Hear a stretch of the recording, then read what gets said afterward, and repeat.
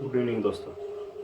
सबसे पहले मैं आपको कलाम मैथ्स यूट्यूब चैनल से ईद की मुबारकबाद देता हूँ। और ये मेरा चौथा वीडियो है। मैं 10th की भी वीडियो बना रहा हूँ साथ में, और कंपटीशन के लेवल के हिसाब से मेरा ये चौथा वीडियो है। और मैं आपको ये बताना चाहूँगा कि आज का जो टॉपिक है बहुत ही इम्पोर्टेंट टॉपिक है, जो हर एग्ज़ाम में आ रहा है और आएगा भी, क्योंकि हम आज पढ़ने जा रहे हैं बहुत ही इंटरेस्टिंग टॉपिक, नंबर सिस्टम। क्योंकि मैथ की जो रचना है वो सारे नंबर सिस्टम से है, हर टॉपिक में नंबर सिस्टम का महत्व है।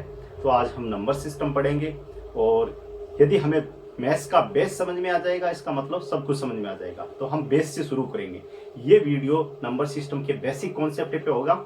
उसके बाद में जैसे बैंक है, पीओ है, आरआरबी जो आपके रेलवे का है, पटवारी है, रीट है, इनके सबके मैं एक एक वीडियो सबके जो इनसे संबंधित सिलेबस से संबंधित है सारी वीडियो बनाऊंगा। चलो शुरू करते हैं। नंबर सिस्टम, नंबर क्या होता है? हम आज पढ़ रहे हैं नंबर सिस्टम को। तो नंबर क्या होता है, सबसे पहले हम नंबर की बात कर रहे हैं। नंबर क्या होता है? नंबर है क्या? नंबर किसी भी वस्तुओं को अंकित करने के लिए, किसी भी वस्तुओं को रिप्रेजेंट करने का एक तरीका है। अंक क्या होते हैं? किसी भी वस्तु, जैसे ये दो पेन है, तो इनको रिप्रेजेंट करने का एक तरीका है। नंबर एक रिप्रेजेंट करने का तरीका है। जैसे फॉर एग्जांपल मैं एक नंबर लिखता हूं, x1।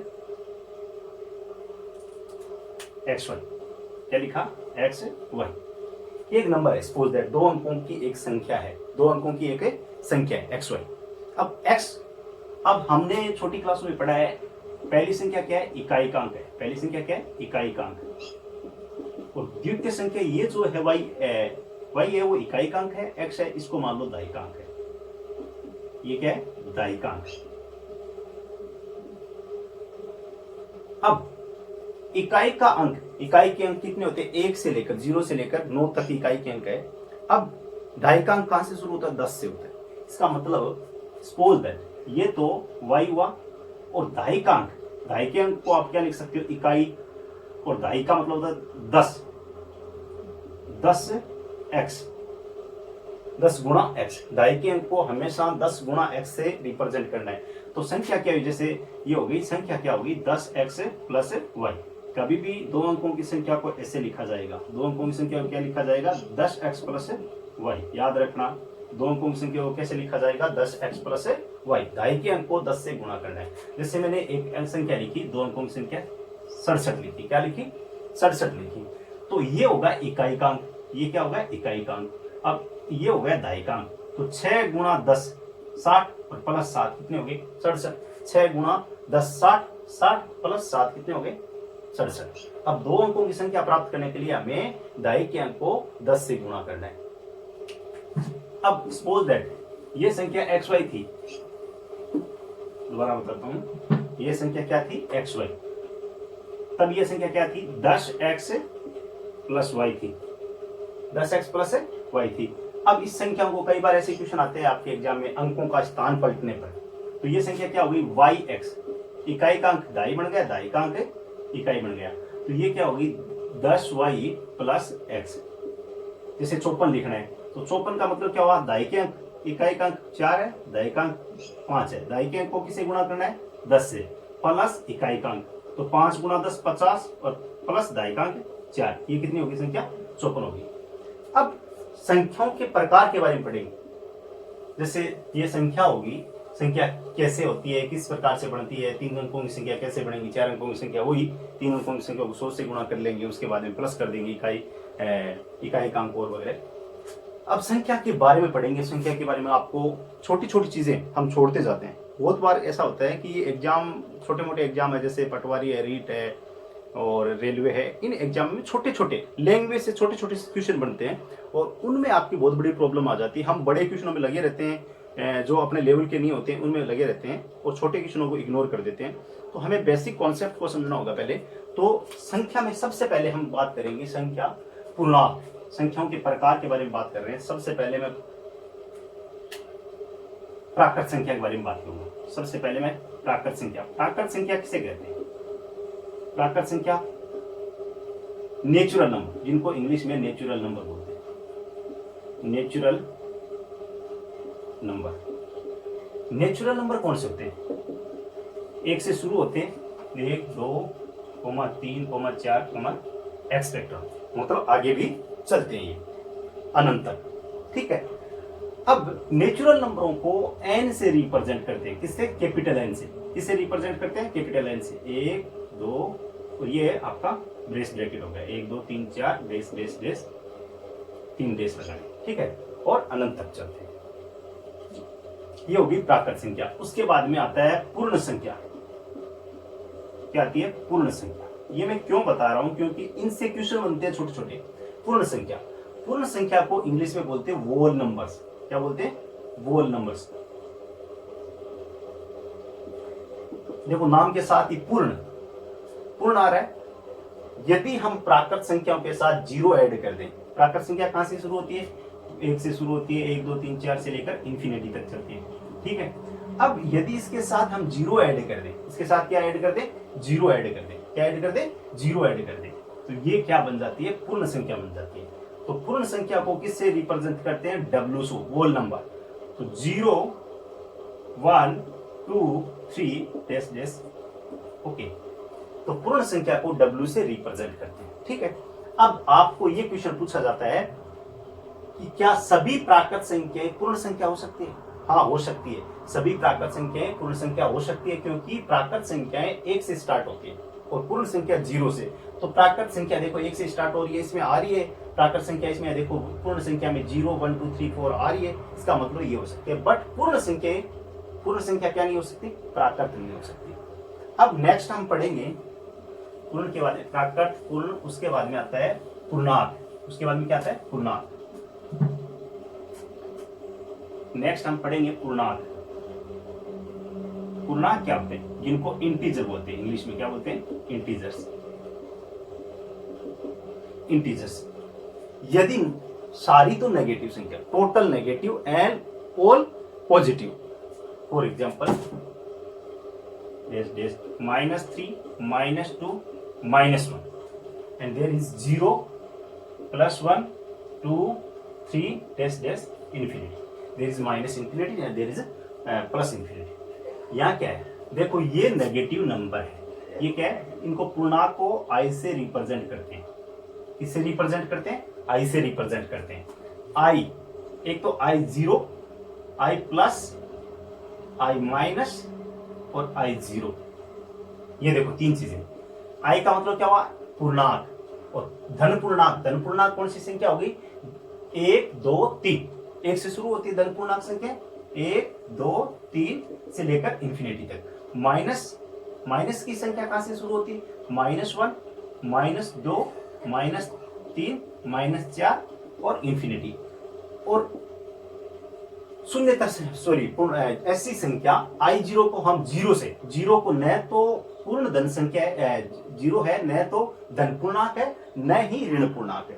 0 है, न तो धन पूर्णांक है, न ही ऋण पूर्णांक है। अब आपकी देखो यहां देखते हैं कि सभी पूर्णांक, सभी प्राकृत संख्या 1 से शुरू होती, सभी प्राकृत संख्याएं क्या है? पूर्णांक है। और सभी पूर्ण संख्या भी क्या है? पूर्ण संख्या 0 से स्टार्ट होती है और इंफिनिटी तक चलती है, अनंत तक चलती है। इसका मतलब पूर्ण संख्या और प्राकृत संख्या सभी क्या होती हैं? पूर्णांक होती है। अब नेक्स्ट हम चर्चा करेंगे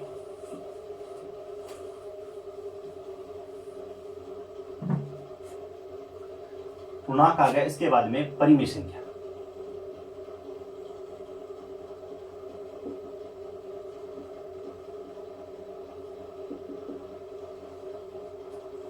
परिमेय संख्या क्या होती है? ऐसी संख्या जिसको हम P/Q के रूप में लिख सकते हैं। ऐसी संख्या जिसको हम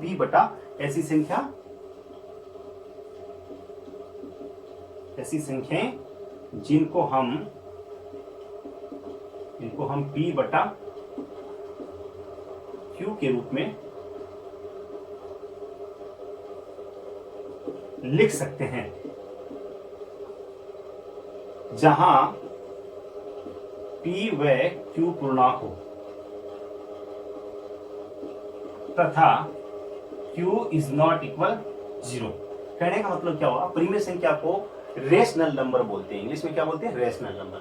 ऐसी संख्याएं जिनको p बटा क्यू, जैसे 2/3 है, -2/-3 एंड 1/3, 3/1, 2 एंड -5, ये सभी प्रीमिय संख्याएं हैं, क्योंकि इनको हम बट्टा के रूप में लिख सकते हैं। p और ऊपर वाला क्या हो गया, अंश, और नीचे वाला क्या हो गया, हर। p बटा, ये भी p बटा q हो गया।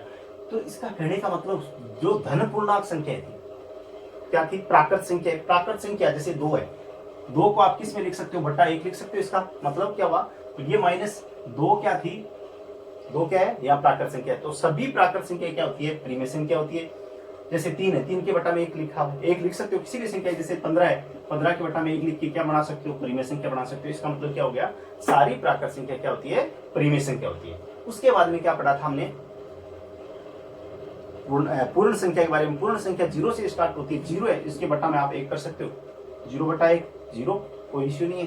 इसका मतलब सभी पूर्ण संख्याएं भी क्या होती है, प्रीमिय संख्या होती है। उसके बाद में हमने पढ़ा था पूर्णांक। पूर्णांक का मतलब क्या था, 0 प्लस की संख्या और माइनस की संख्या। कोई भी संख्या ले लो, जैसे -5 है, उसके बट्टा में 1 कर सकते हो। इसका मतलब क्या हुआ, ये भी क्या होगी, तो आपकी जो पूर्णांक है, ऋणेतर पूर्णांक और धनात्मक पूर्णांक है। जो ऋणात्मक पूर्णांक और धनात्मक पूर्णांक है वो सारे क्या है, प्रीमिय संख्या, और 0 भी क्या है, प्रीमिय संख्या है। तो कहने का मतलब क्या हुआ, प्राकृत संख्या, पूर्ण संख्या और प्राकृत संख्या, पूर्ण संख्या और पूर्णांक सारे क्या होते हैं, प्रीमिय संख्या होती है। और अप्रीमिय संख्या, अप्रीमिय संख्या ऐसी संख्या जिनको हम p बटा q के रूप में नहीं लिख सकते। जैसे 3/0, ये इसका मान क्या हो गया, अनिर्धारित, कोई फिक्स मान नहीं है, अनिर्धारित। बट्टा में 0 नहीं होना चाहिए, बट्टा में 0 होता ही क्या हो गया, अनिर्धारित। ऐसी संख्या जिसको हम p बटा q के रूप में नहीं लिख सकते हैं। जैसे ऐसी संख्या कोई भी संख्या हो, जैसे √5 है, इसका मान पूर्ण वर्ग संख्या नहीं है, इसलिए ये संख्या क्या होगी, अप्रीमिय संख्या होगी। तो अप्रीमिय संख्या के बारे में डिटेल से कभी पढ़ेंगे, प्रीमिय और अप्रीमिय संख्या के बारे में। आपको डेफिनेशन के बारे में बताना था। अब हम जिस टॉपिक की ओर बढ़ रहे हैं वो बहुत इंपॉर्टेंट चीज है, हम आगे बढ़ेंगे इसमें। अब देखो, आप नंबर सिस्टम पढ़ रहे हो तो आपको सम संख्या, विषम संख्या, भाज्य संख्या, अभाज्य संख्या और परिमेय संख्या, अभाज्य, सहअभाज्य, इन संख्याओं के बारे में पता होना चाहिए। सबसे पहले हम सम संख्या पढ़ेंगे। सम संख्या, इवन नंबर्स, जिनको इंग्लिश में इवन नंबर बोलते हैं। ऐसी संख्याएं जिनमें 2 का भाग पूरा पूरा जाता है, जो 2 से पूर्ण विभाजित हो, उस संख्या को हम क्या कहते हैं, सम संख्या। विषम संख्या, ऐसी संख्या जो 2 से विभाजित नहीं हो, जिसमें 2 का भाग पूरा पूरा नहीं जाता हो, उसको हम विषम संख्या कहते हैं। उनको इंग्लिश में क्या कहते हैं, ओड नंबर्स कहते हैं। अदरवाइज एक डेफिनेशन हो रहा है, ऐसी संख्या जिसमें इकाई का अंक है, इकाई का अंक है 0, 2, 4, 6, 8। जैसे मान लो 34 है, इसमें इकाई का अंक क्या है, 4 है। इसका मतलब 2 का भाग पूरा पूरा जाएगा, और 2 का भाग पूरा पूरा जाएगा, मतलब वो क्या होगी, संख्या सम होगी। यदि इकाई का अंक 1, 3, 5, 7, ये संख्या 9 ये आ जाए, इकाई का अंक 3, 5, 7, 9 आ जाए, तो वो संख्या क्या होगी, विषम होगी। अदरवाइज जो 2 का भाग जिस संख्या में नहीं जाता है वो क्या हो जाएगी, विषम संख्या हो जाएगी।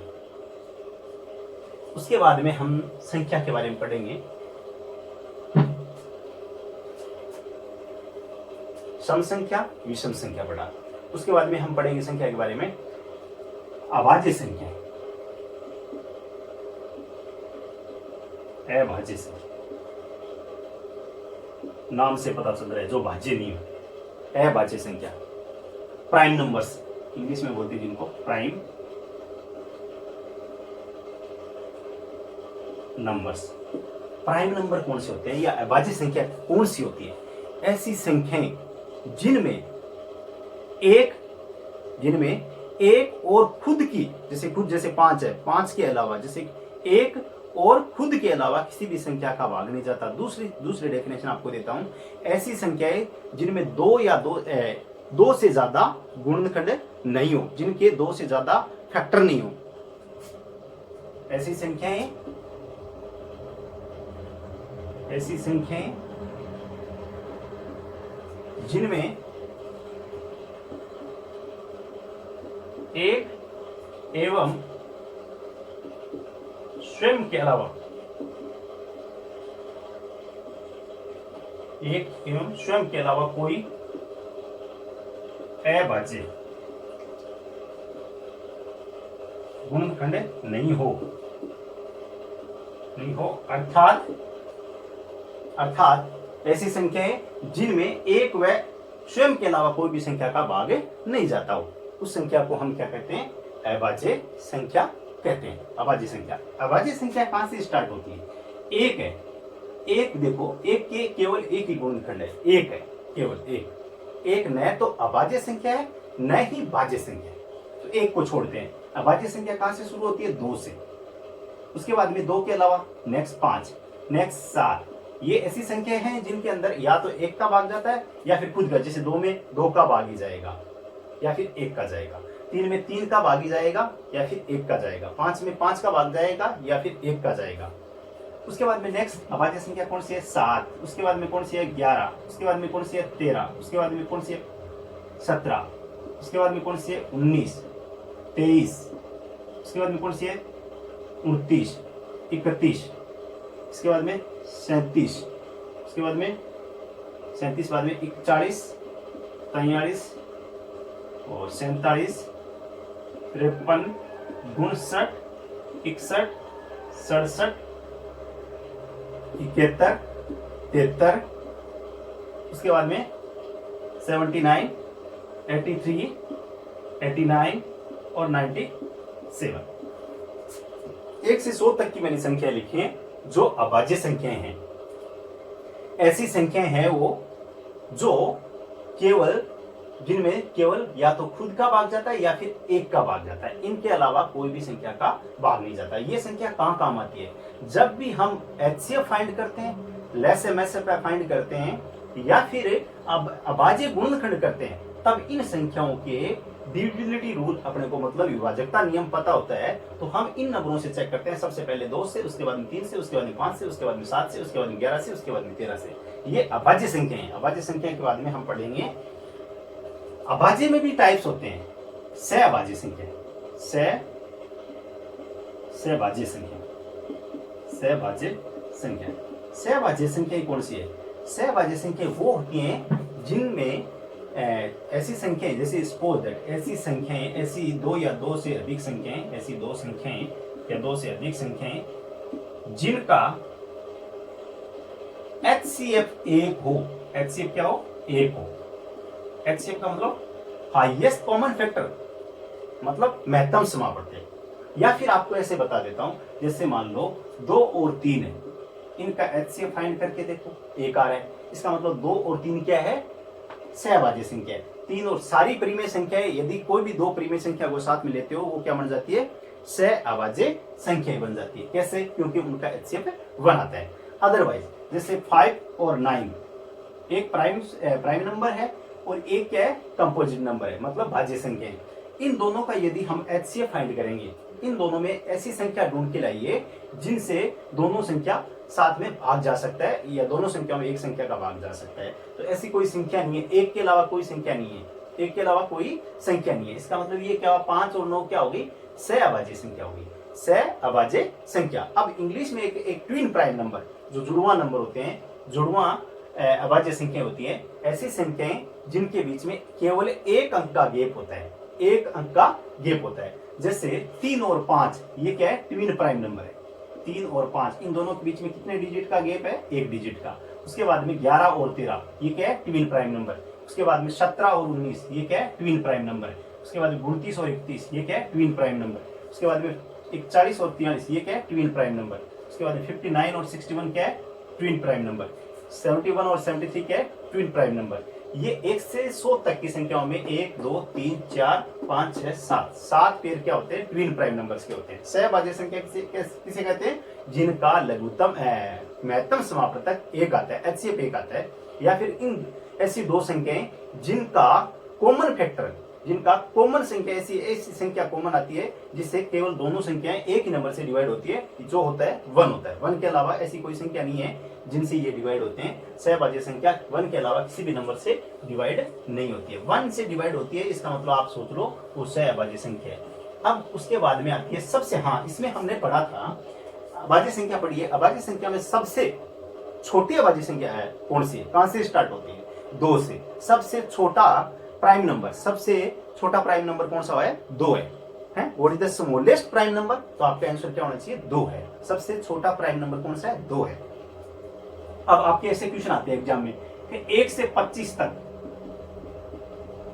अभाज्य संख्या कितनी है, तो आपको याद होना चाहिए कितनी है, 9 है। और 25 से 50 तक 6, और 1 से 100 तक के बीच में संख्याएं कितनी है, या फिर 50 से 100 के कितनी है, 10 है। अब टोटल अभाज्य संख्या कितनी होगी, 25 होगी। 1 से लेकर 100 तक, 1 से 100 तक टोटल अभाज्य संख्या कितनी है, 25 है। अब एक न तो भाज्य है और न ही अभाज्य संख्या, क्योंकि अभाज्य संख्या की तो आपने डेफिनेशन पढ़ी थी, ऐसी संख्या जिनमें एक और एक के अलावा मतलब स्वयं के अलावा किसी भी संख्या का भाग नहीं जाता। तो इसमें ये डेफिनेशन में अभी क्लियर नहीं आ रहा है, क्योंकि एक न तो इसमें एक के 2 गुणनखंड नहीं बन रहे, केवल एक ही बन रहे हैं, स्वयं बन रहे हैं। स्वयं के अलावा भी तो चाहिए ना, स्वयं के अलावा इसके पास नहीं है, इसलिए ये संख्या अभाज्य नहीं है। अब ये याद रखना है 1 से 25 तक अभाज्य संख्या कितनी होती है, 9। 25 से 50 6, और 50 से 100 तक 10 होती है। मतलब 1 से लेकर 100 तक कितनी होती है, 25 होती है। अब उसके बाद में हम भाज्य संख्या के बारे में पढ़ेंगे। भाज्य संख्या क्या है,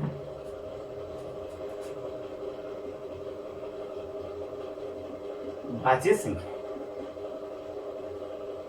संख्याएं क्या होती है, भाज्य संख्याएं ऐसी संख्याएं जिनमें 2 या 2 से अधिक संख्याओं का भाग जाता है। ये शॉर्ट डेफिनेशन है, इजी डेफिनेशन है। ऐसी संख्याएं जिनमें 2 या 2 से अधिक संख्याओं का भाग जाता है। अदरवाइज दूसरी डेफिनेशन, यदि इसको स्टिक तरीके से, सही तरीके से लिखते हो, ऐसी संख्याएं जिनमें 2 या 2 से अधिक, ऐसी संख्याएं जिनमें 2 या 2 से अधिक गुणनखंड हो, जिसके 2 या 2 से अधिक अभाज्य गुणनखंड हो। अभाज्य गुणनखंड जैसे 10 के अभाज्य गुणनखंड क्या हो सकते हैं, 2 गुणा 5 और 1 क्या हो गया, 1। तो 2, 5 और 1 ये अभाज्य संख्याएं हैं। इनका गुणनखंड कितने हो गए, इसके गुणनखंड 3 संख्या हो गई। देखो 3 अभाज्य संख्या होगी, 1, 2 और 5। ओके, तो इसमें 1 और 5 के अलावा कौन आ रहा है, 2 आ रहा है। यदि 1 और 5 आता है, इसका मतलब क्या होता है, ये अभाज्य संख्या होती है। इसमें 1 और 5 के अलावा कौन आ गया, 2 आ गया, इसलिए 10 क्या हो गई, भाज्य संख्या होगी। तो भाज्य संख्या कहां से स्टार्ट होती है, 4 से। एक न तो भाज्य न ही अभाज्य। उसके बाद में 2 है, उसमें 1 के अलावा किसका भाग जाता है, स्वयं का जाता है, या तो 2 का जाता है या फिर 1 का जाता है। उसके बाद में 3 है, 3 में 1 का जाता है या फिर 1 का जाता है या फिर खुद का जाता है। इसके अलावा नेक्स्ट नंबर कौन सा है, 4। 4 में 1 का भाग भी जाता है, 2 का भी जाता है, 4 का भी। इसके कितने अभाज्य गुणनखंड हो गए, 3 हो गए। 3 अभाज्य गुणनखंड हो गए, इसका मतलब 2 से अधिक जिनके अभाज्य गुणनखंड हो उसको हम क्या बोलेंगे, भाज्य संख्या। 4 होगी। उसके बाद में 5 नहीं है, 6, उसके बाद में 8, उसके बाद में 9, उसके बाद में 10, उसके बाद में 12 और एक्सपेक्ट, मतलब अनंत तक चलेगा। अब सबसे छोटी अभाज्य संख्या कौन सी है, सबसे छोटी अभाज्य संख्या कौन सी है, सबसे छोटी अभाज्य संख्या कौन सी है, 4। इसमें ज्यादा डिटेल से नहीं पढ़ाऊंगा। इसमें ऐसे भी बोल सकते हैं, इवन और ओड भी हम डिफाइन कर सकते हैं। इवन भाज्य संख्याएं, सम भाज्य संख्याएं, विषम अभाज्य संख्या। सम भाज्य संख्या कौन सी होगी, 4, 6, 8, 10, 12 है। और उसके बाद में सम भाज्य संख्या होगी 4, 6, 8, 10, 12, नेक्स्ट 14, उसके बाद में 16, ऐसे चलती जाएगी। उसके बाद में विषम अभाज्य संख्या, विषम अभाज्य संख्या 9, 9 बाद में क्या आ रहा है, 9 बाद में आएगा 15, ऐसे चलती जाएगी। अब हमने एक जो अभाज्य संख्या पढ़ी थी उसमें एक फैक्टर पढ़ा था, एक अलग ही फैक्ट था, वो आपको मैंने नहीं बताया, मैं अब बता रहा हूं कि ऐसी अभाज्य संख्याओं में ऐसी कौन सी संख्या है जो क्या है सम संख्या है और सारी की सारी विषम होती है। अभाज्य संख्या 2 से शुरू होती है, उसके बाद में 3 भी क्या है, विषम है, 5 भी क्या है, विषम है, 7 भी क्या है, विषम है, उसके बाद 11 भी विषम है, 13 भी विषम है, 19 भी विषम है, सारी विषम संख्या आएगी। लेकिन एक ऐसी संख्या है जो क्या है, सम संख्या है। जो अभाज्य संख्या कहां से शुरू होती है, 2 से। 2 एक ऐसी यूनिक नंबर है, 2 एक ऐसा यूनिक नंबर है अभाज्य संख्या में जो क्या है, सम है, अकेला खड़ा है, सभी के साथ लड़ रहा है बंदा, अकेला बंदा है। देखो पूरी अभाज्य संख्याओं की बिरादरी में, पूरी अभाज्य संख्याओं की बिरादरी में अकेला सम नंबर कौन सा है, 2 है, और सारे के सारे क्या है, विषम है। जो आगे भी आएंगे सारे विषम आएंगे। सबसे छोटा भी है, देखो इसकी हिम्मत देखो कितना जबरदस्त आदमी है, सबसे छोटा भी है और अकेला भी है, तो भी अपना वजूद रखता है पूरी संख्याओं के बीच में। यदि ये नहीं हो तो शुरुआत ही नहीं होती इसका मतलब। तो अपना वजूद बनाने के लिए आपको ये नहीं देखना पड़ता है कि मैं अकेला खड़ा हूँ, कोई जरूरी नहीं, आप अकेले खड़े हो तो भी बहुत कुछ कर सकते हो। इसका मतलब अभाज्य संख्या में सबसे छोटी संख्या है, अभाज्य संख्या में सबसे छोटी अभाज्य संख्या कौन सी है, 2 है। और ऐसी अभाज्य संख्या लिखिए जो केवल सम संख्या है, जो अभाज्य संख्या में सम संख्या है, केवल 2 है जो सम संख्या है, अदरवाइज और सारी क्या है, विषम संख्या। अब मैं थोड़ा सा छोटी क्लासों में आपने नहीं पढ़ा होगा और लेके चलता हूं। एक क्वेश्चन आया था पीछे, ऐसे क्वेश्चन आ जाते हैं कि 5 का स्थानीय मान, 5 का स्थानीय मान दी गई संख्या में, सॉरी क्वेश्चन क्या था, जो होशियार बच्चे हैं, जो कंपटीशन की तैयारी कर रहे हैं, बहुत सारे बच्चे हैं, उनको स्थानीय मान, जातीय मान, फेस वैल्यू, इनके बारे में भूल जाते हैं, बड़ी बड़ी बातें पढ़ लेते हैं, छोटी नहीं पढ़ते। इसलिए छोटी हम कॉन्सेप्ट में, जो बेसिक कॉन्सेप्ट है उसमें हम छोटी बातें करेंगे, उसके बाद में सेकंड वीडियो में बड़ी बड़ी बातें करेंगे। तो दी गई संख्या, सपोज दैट दी गई संख्या सपोज दैट संख्या क्या है, 3 4 5 6 7 में 5 का स्थानीय मान व शुद्ध मान उसको जातीय मान भी बोलते हैं, शुद्ध मान में अंतर कितना है। अब कोई तो जातीय मान में फंस गए, कई शुद्ध मान में, इसमें सोच रहे शुद्ध मान कौन सा होता है। स्थानीय मान कभी भी निकालना है, स्थानीय मान निकालना है तो आपको क्या करना पड़ेगा, जो संख्या दे रखी है उसको लिखो। जैसे 5 का स्थानीय मान कुछ है इसमें, 5 का स्थानीय मान 5 लिखा, उसके राइट साइड में आपको चलना है। राइट साइड में कितने डिजिट है, 1 और 2, तो उनको क्या कर देना है, 0 बना देना है।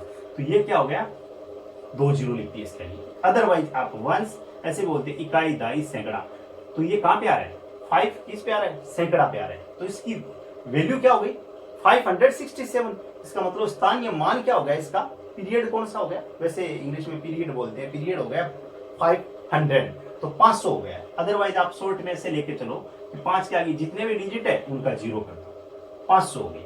अब फेस वैल्यू, जिनको इंग्लिश में फेस वैल्यू बोलते हैं, शुद्ध मान को फेस वैल्यू, कोई भी डिजिट है उसकी फेस वैल्यू नंबर इटसेल्फ, जो हो नंबर इटसेल्फ का मतलब ये हुआ कि वो नंबर ही आपकी उसकी फेस वैल्यू होगी। शुद्ध मान, जैसे 5 का शुद्ध मान 5, 6 का शुद्ध मान 6, 7 का शुद्ध मान 7, 9 का शुद्ध मान 9 और 1 का शुद्ध मान 1, 0 का शुद्ध मान 0। अब फेस वैल्यू, और इसको इंग्लिश में बोलते हैं पैलेस वैल्यू। अब डिफरेंस कुछ है तो इसके नीचे लिखेंगे 5, कहां से लिखना शुरू करेंगे, बहुत होशियार बच्चे होते हैं, कंपटीशन की तैयारी करते हैं, लेकिन लिखते इस साइड में माइनस करते हैं। तो आपको याद रखना है, माइनस करो तो राइट साइड से लिखना शुरू करना है, उस साइड से। तो अब देखो माइनस करेंगे, ये क्या हो गया, देखो भाई लोगों आपको बाकी नहीं आती है तो मैं समझाता हूँ। देखो ये 0 है, 0 में से 5 नहीं कर सकते, यहाँ पे भी 0 है, इसका मतलब इससे हम उधार लेंगे, इसके पास कोई वैल्यू नहीं, 0 की कोई वैल्यू नहीं है, इसके पास उधार लेंगे तो ये क्या हो जाएगा, 10 हो जाएगा। लेकिन ये तो 0 का 0 ही पड़ा है, यहाँ से कार्रवाई शुरू होनी है, तो इसने बोला कि मेरे को दे भैया एक उधार, तो इसने, ये तो 9 हो गया, 10 में से 5 के 5, और यहाँ इसको नीचे डिजिट नहीं है, इसका मतलब ये वैसे 495। ठीक है, ये था बेसिक। और भी इसको बहुत बड़ा चढ़ा के कर सकते हैं, टाइम बर्बाद करने में कोई फायदा नहीं है। बेसिक आपको नॉर्मली पता होना चाहिए, अभाज्य संख्या कौन सी है, सहभाज्य संख्या कौन सी है, प्राकृत संख्या कौन सी है, ये सब कुछ पता होना चाहिए। अब ऐसे क्वेश्चन आते हैं, थोड़ा सा स्टार्ट करते हैं आज इस वीडियो में, ज्यादा नहीं पढ़ेंगे, थोड़ा सा, उसके बाद में ये भी बेसिक नहीं आता है। फॉर्मूले लिखवा देता हूँ आपको कुछ में। एक पहले फॉर्मूले लिख लो आज। फॉर्मूला क्या है? क्रमागत संख्याओं का योग करना। ऐसे क्वेश्चन बहुत आते हैं।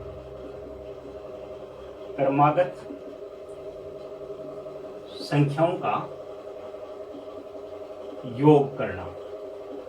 क्रमागत को कंटिन्यूस कह सकते हैं, इंग्लिश में कंसेक्यूटिव नंबर बोलते हैं। क्रमागत संख्याओं का योग करना, प्रथम n संख्याओं का योग। अब प्रथम n में आपके बिल्कुल दिमाग में नहीं घुसेड़ूंगा मैं। n x और y z में मैथ नहीं ले जाऊंगा। यदि x y z में और n में ले जाऊंगा तो फिर आपका वही हाल होगा जो पहले हो रहा है। तो आपको सीधी सिंपल एकदम बिल्कुल डिजिट की बातें करेंगे, ठीक है। तो क्रमागत का मतलब होता है लगातार। क्रमागत का मतलब क्या होता है? लगातार। तो जैसे मान लो आपका क्वेश्चन, मान लो एक फॉर्मूला है, एक नंबर 1 से, अब n तो लिखना पड़ेगा आपको, मैं समझा देता हूं n का मतलब क्या है। n का मतलब होता है 1 से 20, 1 से 100, 1 से 40, 1 से 50, 1 से अनंत तक की संख्या। तो मैं एक बार 1 से n तक की संख्या, 1 से अनंत तक की संख्याओं का योग। n का मतलब यहां कुछ भी आ सकता है, आपके क्वेश्चन में आ सकते हैं 1 से 20। n का मतलब अननोन वैल्यू, जिसकी कोई फिक्स वैल्यू नहीं है, यहाँ कांस्टेंट नंबर नहीं है आपका, मतलब 1 से n। या 20 भी आ सकता है आपके क्वेश्चन में, 50 भी आ सकता है, 60 भी आ सकता है, 70 भी आ सकता है, आपकी इच्छा है। आप याद रखो, आपको एक बार 10 से करते हैं, 1 से 20 तक क्वेश्चन कर लेते हैं। 120 तक की फॉर्मूला क्या होगा? हाँ, फॉर्मूला लिख देता हूं मैं। सूत्र इसका ये रहेगा n+1 और बट्टा 2। n यहाँ ब्रैकेट है, इसका मतलब क्या है? गुणा है। n+1 बट्टा 2, ये फॉर्मूला इसका। अब एक क्वेश्चन है, सपोज दैट 1 से 20 तक की संख्याओं का योग क्या होगा? 1 से 20 तक की संख्याओं का योग क्या होगा? योग क्या होगा? अब बहुत जबरदस्त क्वेश्चन है। n का मतलब ये नहीं लेना है 1 से n, यहां लिखा हुआ था n, यहां लिखा हुआ था, इसका मतलब n का मान कितना दिया? 20 दिया। अब सूत्र है, सीधा सीधा सोचो, सूत्र भूल गए, इसका मतलब याद रखना 1 से 20 तक की लगातार संख्याओं का योग पूछा है। 20 की अगली संख्या कौन सी है भाई? 21। तो n+1 20 और 1 21 गुणा 21 और बट्टा में क्या कर देना? 2 कर देना। 2 का भाग दिया, एक संख्या में भाग पूरा पूरा जाएगा। इसका मतलब 1 से 20 तक की संख्याओं का, 1 से 20 तक की लगातार संख्याओं का योग कितना होता है? 210। ये कॉन्सेप्ट दिमाग में फिट कर लो कि 210 होता है। 1 से 10 तक की संख्याओं का योग कितना होता है? चलो 1 से 10 तक की, 10 तो है ही, और नेक्स्ट संख्या क्या है? 11 बट्टा 2। 1 से 10 तक की संख्याओं का योग 55 होता है, और 1 से 20 तक की संख्याओं का योग 210 होता है। 1 से 30 तक की संख्याओं का योग 30 गुणा 31 बट्टा 2। 15 गुणा 31 गुणा 15, 15 × 45, 4, 15 × 15 का 15, हासिल लगी 1 और 15 × 45 465 होता है। कितना होता है? 465। तो 1 से 30 तक आपको ध्यान में रहना चाहिए। 1 से 10 तक की संख्याओं का योग 55, 1 से 20 तक की संख्याओं का योग 210 और 1 से 30 तक की संख्याओं का योग 465। सूत्र क्या था? n गुणा n+1, या फिर आपको सीधा बता देता हूं, फॉर्मूला तो ये है n+1 बटा 2। बट आप ऐसे रखो, जितनी देर तक आपको जितनी संख्याएं दी है, जैसे 1 से 50, इसका मतलब आप सोच लो कि 50 गुणा 51 लगातार संख्या। अब क्वेश्चन मान लो ये आ गया कि 31 से 40 तक की संख्याओं का योग क्या होगा?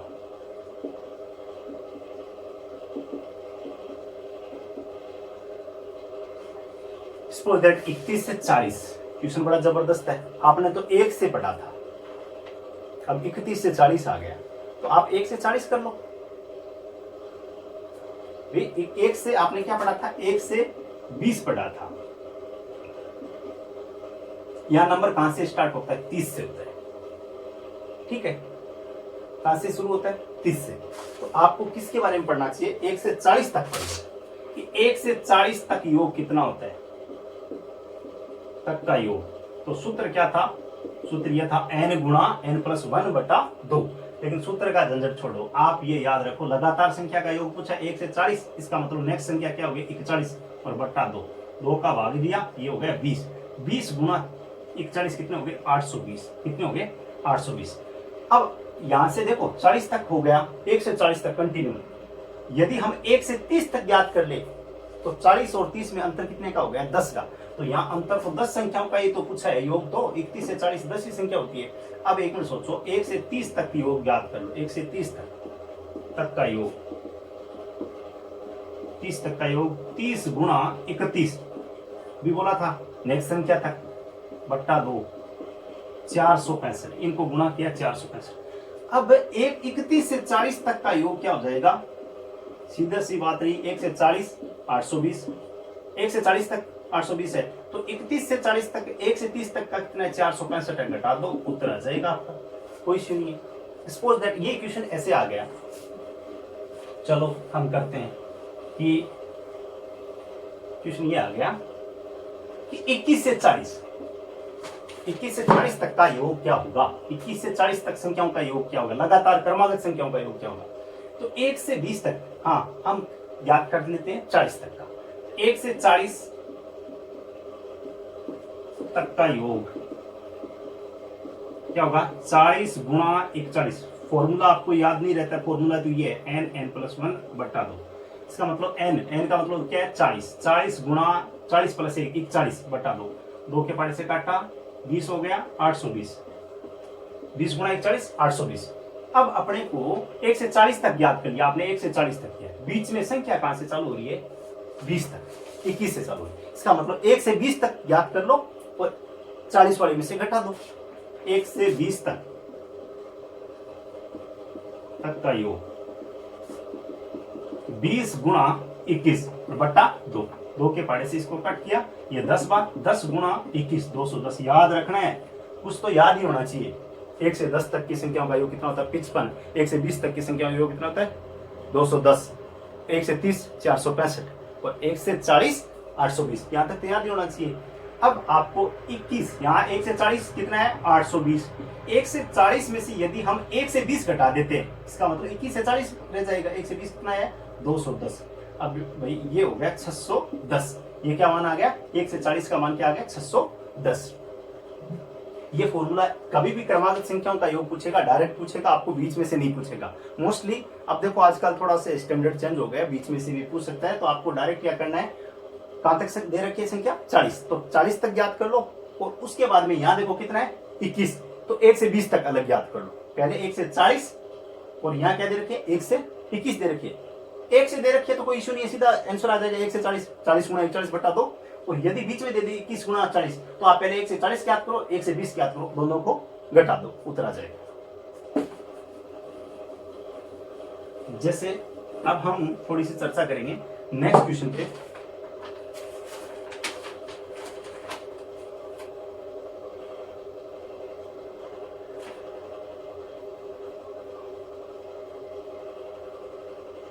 ये इसमें प्राकृत संख्या का हो रहा था, प्रथम n प्राकृत संख्याओं का योग हो रहा था। यहां हम सम विषम की बात नहीं कर रहे थे, अब सम विषम की बात करेंगे।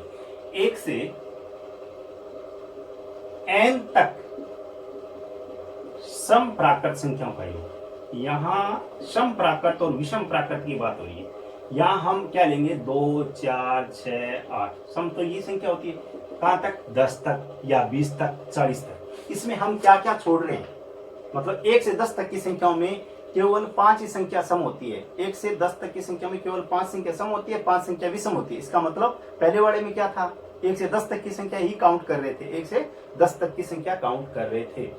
बट इसमें क्या आ रहा है? केवल 5-5 संख्या आ रही है, इसलिए इसका फॉर्मूला अलग हो जाएगा। सम आते ही आपका फॉर्मूला क्या हो जाएगा? n+1। अब मेरी बात सुनो, पहले संख्या क्या थी? डबल थी, तब आपने क्या किया था? बटा 2 किया था। यहाँ डबल नहीं हो रही, इसका मतलब बटा में 2 नहीं आएगा। तो अब 1 से आपको क्वेश्चन पूछा, 1 से 20 तक की सम संख्याओं का योग क्या होगा? सम संख्याओं क्या योग क्या होगा? सपोज दैट आपको एक प्रैक्टिकल करके दिखाता। 1 से 5 तक की, 1 से 10 तक की सम संख्या 2। नेक्स्ट प्राकृत संख्या कौन सी है? नेक्स्ट सम संख्या कौन सी है? नेक्स्ट सम संख्या 6, नेक्स्ट 8 और 10। ये 1 से 10 तक की ये, इनका योग क्या होता है? 2 + 4 + 6 + 8 + 10। इनका जोड़ कितना आया भाई? 2 और 4 6 6 12 12 8 20 30 हो गया। अब इस फॉर्मूले में लिखते हैं 1 से 10 तक की संख्याएं, 1 से 10 तक की संख्याएं। तो संख्या कितनी है? 10 नहीं है, उसमें 10 की आधी करो, क्योंकि सम संख्या 5 होगी, विषम संख्या भी 5 होगी। तो फॉर्मूला क्या हो गया? 5 और 5 प्लस 1, तो कितना हो गया? 5 गुणा 6, कितना हो गया? उत्तर कितना आ गया? 30 आ गया। तो यहाँ पे भी उत्तर क्या है? 30 आ गया। तो फॉर्मूला क्या हो जाएगा? अब अपन इस क्वेश्चन को ऐसे करते हैं, 1 से 20 तक की संख्या, 1 से 20 तक की संख्या, 1 से 20 तक की सम संख्याओं का योग क्या होगा? सम प्राकृत संख्याओं का योग क्या होगा? तो फॉर्मूला क्या है? n का मान कितना है? 20 है, लेकिन आपको n/2 करना है, क्योंकि आधा करना है। यहां क्या आएगा? आधा। 1 से 20 पूछिए, इसका मतलब आधा करना है। सम पूछिए तो भी आधा करना है, विषम पूछिए तो भी आपको आधा करना है। ठीक है। अब n कितना है? 10, और 10 गुणा 10 प्लस 1, ये हो गया 10 गुणा 11। तो 1 से 20 तक की विषम संख्याओं का योग 110 होता है। 1 से 20 तक की सम संख्याओं का योग कितना होता है? 110। फॉर्मूला क्या होगा? n+1, और n जैसे 1 से 20 दे रखे तो संख्या आधी माननी है, क्योंकि सम आधी विषम होगी, आधी सम होगी। तो 1 से 20 तक की सम संख्याओं का योग 10 गुणा, नेक्स्ट क्या हो जाएगी? n+1, 10 प्लस 1 11, 10 गुणा 11 बराबर 110। याद रखो, ये फॉर्मूले याद नहीं रहते तो 1 से 10 तक की संख्याओं का योग जैसे याद रहना चाहिए, ताकि आप कैलकुलेट कर सको। 1 से, अब आपको पूछ लिया 1 से 10 तक की संख्याओं के सम संख्याओं का योग कितना है? 110। अब आपको पूछा कि 21 से 40 तक की सम संख्याओं, सम प्राकृत संख्याओं का, सम संख्याओं का योग कितना होगा? सपोज दैट 1 से 21 नहीं दिया, 1 से 40 नहीं दिया, हम 1 से 40 ज्ञात कर लेते हैं। 1 से 20 तक तो अपने को पता है 110 से होता है। 1 से 40 क्या होगा? फॉर्मूला क्या होगा? 140 तक टोटल संख्या कितनी होगी? 20 ही हुई, क्योंकि 1 से 40 तक टोटल संख्या तो 40 है, बट सम संख्या कितनी हुई? 20 हुई, और विषम संख्या कितनी हुई? 20। तो n का मान कितना हो गया? 20, और 20 गुणा 20 प्लस 1, 20 गुणा 21, ये हो गए 20 गुणा 21 420, कितना हो गया? 420। 1 से लेकर 40 तक की सम संख्याओं का योग 420 है। अब अपने को 1 और 20 तक की देखना है। 1 और 20 तक की संख्याओं का योग 110 है, तो 21 से 40 के बीच में क्या होगी? 1 से 40 तक की संख्याओं का योग 420 माइनस 1 से 21 तक की संख्या, 1 से 20 तक की संख्या, तो भी उसका मान कितना है? 110। 0 1 3 310 हो जाएगा। तो आपको कभी भी इन क्वेश्चनों में 1 से 20 तक आप पहले फाइंड कर लो, उसके बाद में 21 से 40 पूछिए, चाहे 61 से 70 पूछे, कुछ भी पूछे, आप कर सकते हो आसानी से।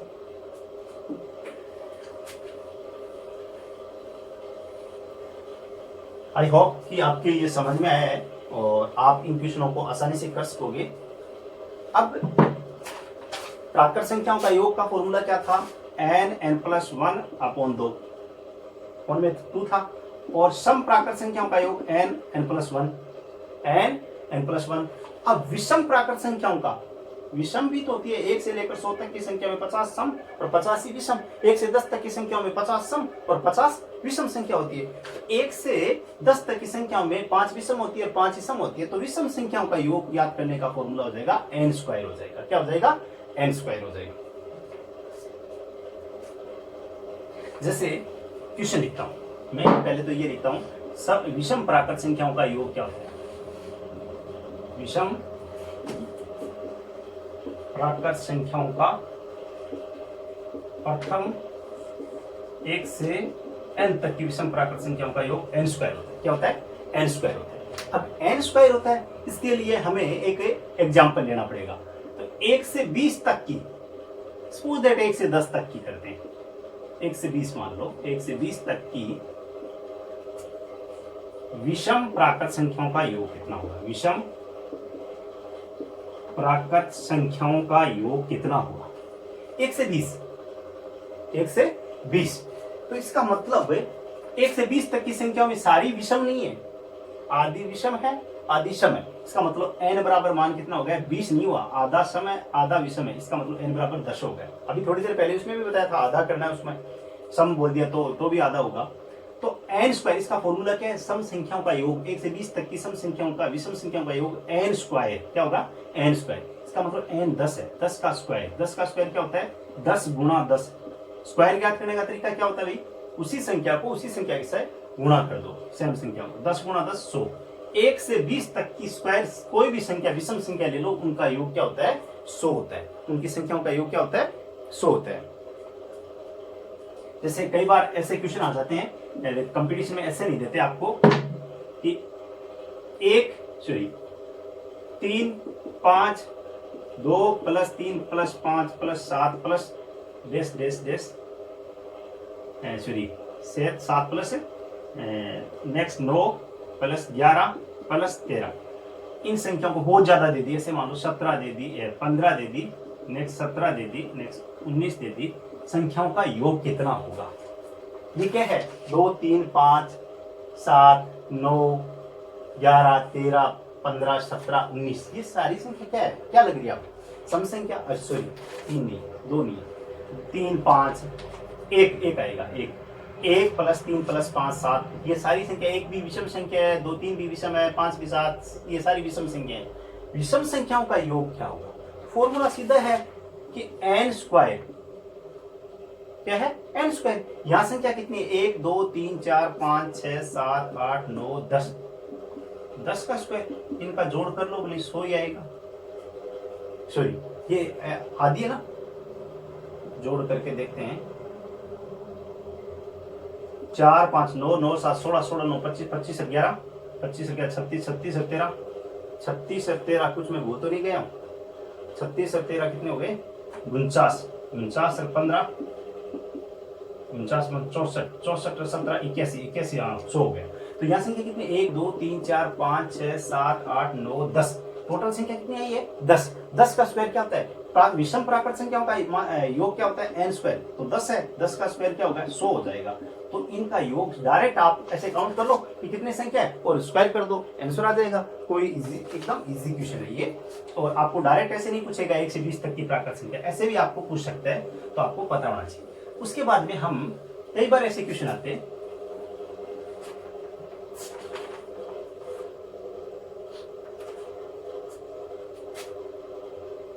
हाँ, प्रथम n संख्याओं के वर्गों का योग। बड़ा जबरदस्त क्वेश्चन है। प्रथम n संख्याओं के वर्गों का योग कितना होगा? काफी जबरदस्त क्वेश्चन है। तो इसका फॉर्मूला क्या होगा?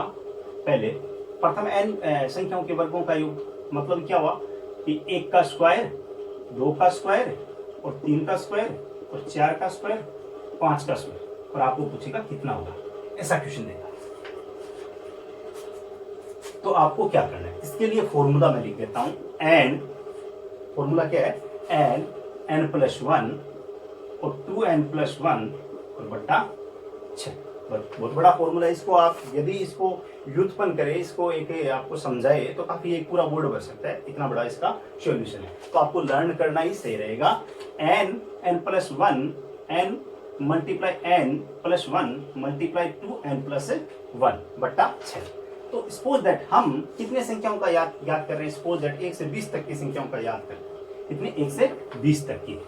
मान लो यहाँ 1 का स्क्वायर, 2 का स्क्वायर, 5 का स्क्वायर है, 1 का स्क्वायर, 2 का स्क्वायर, 3 का स्क्वायर, 5 का स्क्वायर, 7 का स्क्वायर, ऐसे कुछ दे रखा है 1 से 20 तक कि 1 से 20 तक की संख्याओं के वर्गों का योग क्या होगा? वर्गों का योग क्या होगा? तो फॉर्मूला है 1 से 20 तक की क्रमागत संख्या है। इसमें एक नए विषम का है, नए सम का लफड़ा है। 1 की स्क्वायर, 2 का स्क्वायर, 3 का स्क्वायर, विषम भी यार। इसका मतलब टोटल जितनी संख्या दी उतनी माननी है। जैसे 1 से 20 है तो 20 तक ही माननी है। तो n का मान कितना हो गया? 20 हो गया। सम और विषम का लफड़ा आते ही आप आदि कर दो उसमें। यहाँ 20 गुणा 20 + 1 गुणा 2 गुणा 20 + 1 बट्टा 6। 20 गुणा ये कितने हो गए? 21 गुणा 40 + 1 41 बट्टा 6 हो जाएगा। बट्टा क्या हो जाएगा? 6 हो जाएगा। अब इनकी कैलकुलेशन करनी पड़ेगी। 2 के पाड़े से ये 10 बार और ये 3 बार, 3 के पाड़े से ये कट हो जाएगा। ये हो गया 70 और 70 को 41 से गुणा करेंगे तो क्या आएगा? 2870 आ जाएगा। क्या आ जाएगा? 2870।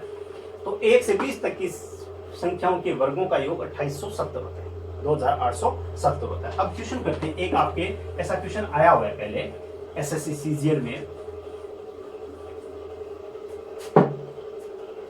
अब लास्ट क्वेश्चन है ये मेरा, उसके बाद में नेक्स्ट वीडियो में करेंगे।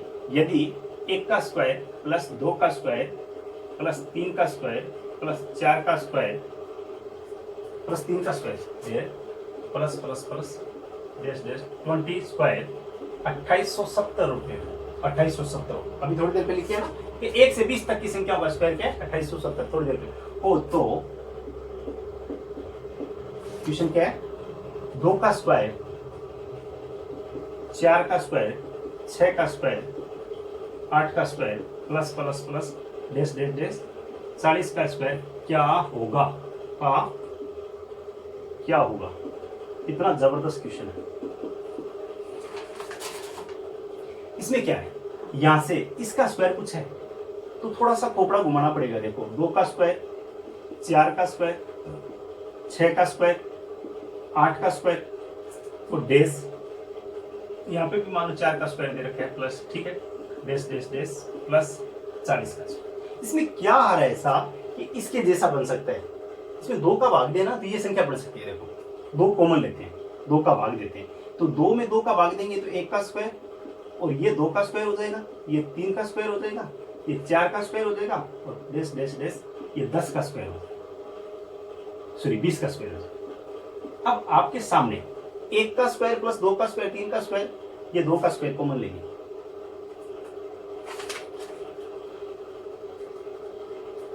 2 का स्क्वायर कॉमन लेंगे, ठीक है।